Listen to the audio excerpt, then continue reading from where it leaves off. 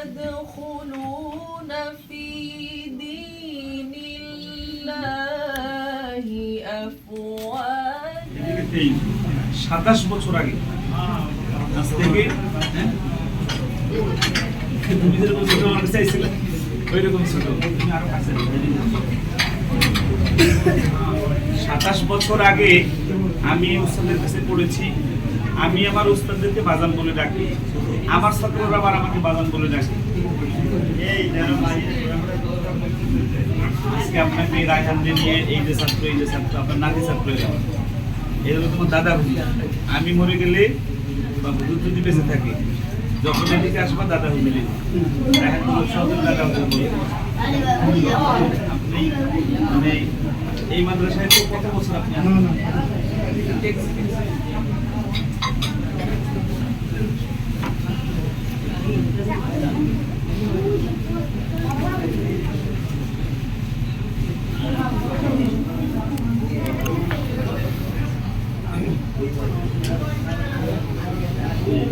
এই জায়গায় 36 বছর যাবে।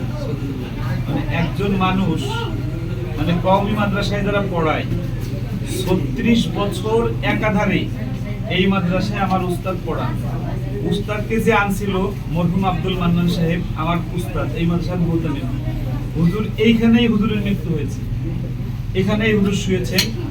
আমার ভাই এখানেই চাকরি শুরু। হুজুর এখানে 36 বছর। হুজুরেরও হয়তো এই জায়গায় হুজুরের দাফন হবে বা হুজুরের এইখানেই মৃত্যু হবে। তো আমি হুজুরকে বলেছিলাম যে গত কিছুদিন আগে এসে যে হুজুর আপনি পাসপোর্ট বানান, আল্লাহর ঘর যে দেখে আসেন। মানে আমি বলছিলাম বাজার পাসপোর্ট বানাই ফেলেন, বানাইছেন পাসপোর্ট। আজকে এই যে রায়হানদের নিয়ে হাগে নিয়ে আসতে আপনার কাছে আপনার কেমন লাগছে? আমাদের না বেশি মসজিদের সপ্তাহ হয় না শুধু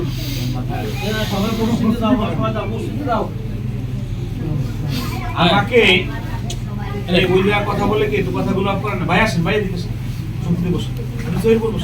হ্যাঁ সব তো এখানে আমাকে গত 4 দিন আগে এ ভাই কথা ভাই বাইরে বলুন না, বলেন। আমাকে গত 4 দিন আগে ঢাকা পান্থপথ এক ভদ্র মহিলা ফোন দিয়েছে, রাত তখন 1টা বাজে, যে বাজান তোমার সাথে আমি 2 দিন কথা বলার জন্য চেষ্টা করি। আমার ছেলে আর মেয়ে আমার সকল সম্পদ কৌশলে আমার কাছ থেকে লিখে নিয়ে গেছে। তা আমার একটা ফ্ল্যাট শুধু আছে যার বাজার মূল্য এই 1 কোটি টাকার মতো। তা আমি আর কাউকে পৃথিবীর বিশ্বাস করি না। তোমার কথাবার্তা দেখে আমার কাছে মনে হয়েছে তোমার কাছে আমি ভালো থাকবো, তুমি কি আমাকে গ্রহণ করবা না? এই জায়গাটায় আমার বক্তব্য সব সময় যে এমন সন্তান আমার জন্য সৃষ্টি না হয়, আমি এমন লেখাপড়া না করাই যেই লেখাপড়া আমার সন্তানকে, পরে বললাম আপনার ছেলেমেয়েরা কি পাস, বললো তারা প্রত্যেকে ব্যারিস্টার। এরকম ব্যারিস্টার আমরা হতে চাই না। আমার সন্তান বা আপনার সন্তান এরকম ব্যারিস্টার হোক যেই ব্যারিস্টার তার মাকে ঘর থেকে বের করে দিবে, যেই ব্যারিস্টার তার বিধবা মাকে সকল সম্পদ লিখে নিয়ে তার উপর নির্যাতন করবে, শারীরিক মানসিক নির্যাতন করবে।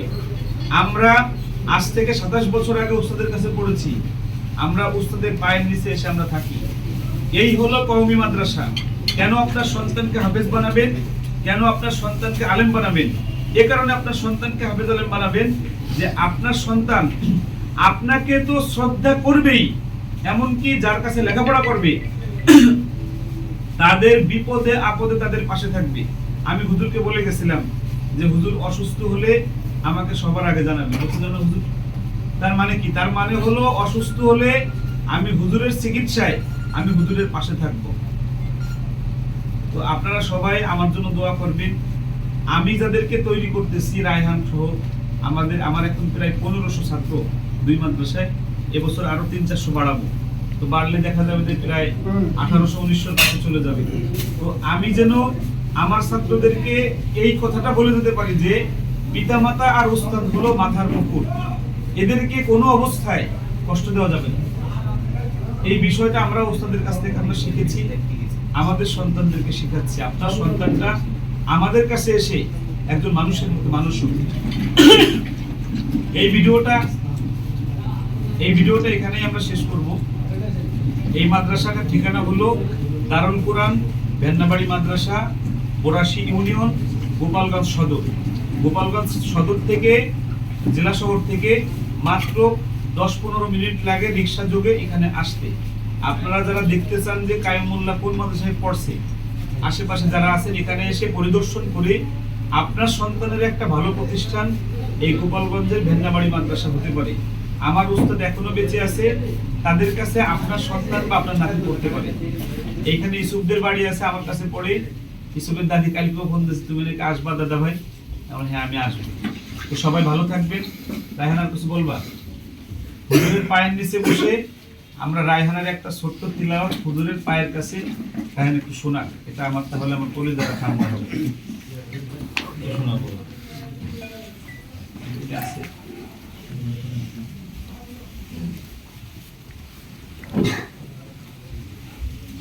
বসেন উস্তাদরা বসেন, উস্তাদরা বসেন না, ছাত্ররা মুখ ফুটে যাও।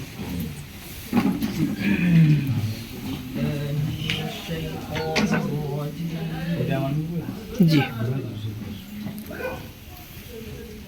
بسم الله الرحمن الرحيم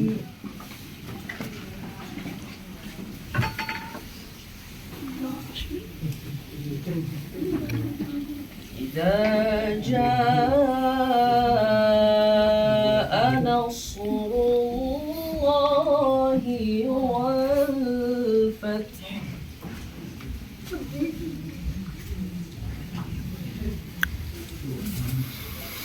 ورأيت الناس يدخلون في دين الله أفواجا فسبح بحمد ربك واستغفره إنه كان توابا. ما شاء الله.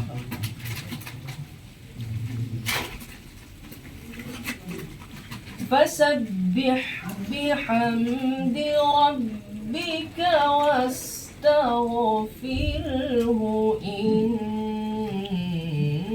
إنه كان توابا.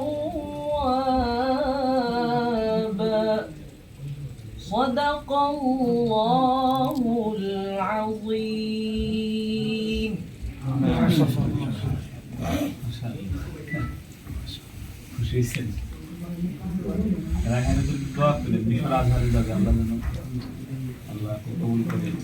আমাদের সাথে এই ফয়সাল মিয়াকে নিয়েছি এবার। আমি যে মাদ্রাসায় পড়ছি, ফয়সাল পড়ছে ছোটবেলা এখানে পড়ছি, ওকে দেখাতে নিয়ে আসছে। আমি মূলত হলো ওদেরকে বোঝাই যে আমরা উস্তাদদের সাথে কেমন আচরণ করতাম বা উস্তাদরা আমাদের উপরে কেমন খুশি ছিল। এই মেয়ারে টাঙ্গাইল থেকে তুলে নিয়েছি, এ নতুন একদম, ও খুব গরিব মানুষের ছেলে। ওকে আপনারা পাবেন 1 মাসের ভিতরে, ওর ভালো কিছু কাজ আপনারা পাবেন। আর এই পাশেই যে আমার ভাতিজা, এই মাদ্রাসার যে মোহতামিম মুফতি আব্দুর রহমান সাহেব, ওনার ছেলে, বড় ছেলে, একমাত্র ছেলে আমাদের আবু বকর, ও হাফেজ মাওলানা পড়ছে। ও আমার আপন ভাতিজা, আবার ও আমার ছাত্র, ওকে আমি হাফেজ বানাইছি। ওর জন্য সবাই দোয়া করবেন। অনেক ভালো ভালো লেখাপড়া করছে আলহামদুলিল্লাহ। তো এই ভিডিওটা আমরা এখানে আমি এখানে লেখাপড়া করছি, মাদ্রাসাটার পুরো বিল্ডিংগুলো আমাদের যে ক্যামেরাম্যান আবু বকর সাহেব আছে সে দেখাবে ঘুরে পুরো বিল্ডিংগুলো, যেখানে ক্লাসরুমগুলো এখনই দেখাবে। আমি শেষ করছি, সবাই আমার জন্য দোয়া করবেন, আমাদের জন্য দোয়া করবেন, উস্তাদের জন্য দোয়া করবেন। যতদিন আছে আল্লাহ যেন হুজুরকে সুস্থ রাখে, নেক হায়াত দান করেন। আর আমরা যারা ছাত্র আছি, আমরা যেন সন্তানের মতো উস্তাদদের পাশে থেকে ওনাদের খেদমত করতে পারি। আসসালামু আলাইকুম ওয়া রাহমাতুল্লাহি ওয়া বারাকাতুহু।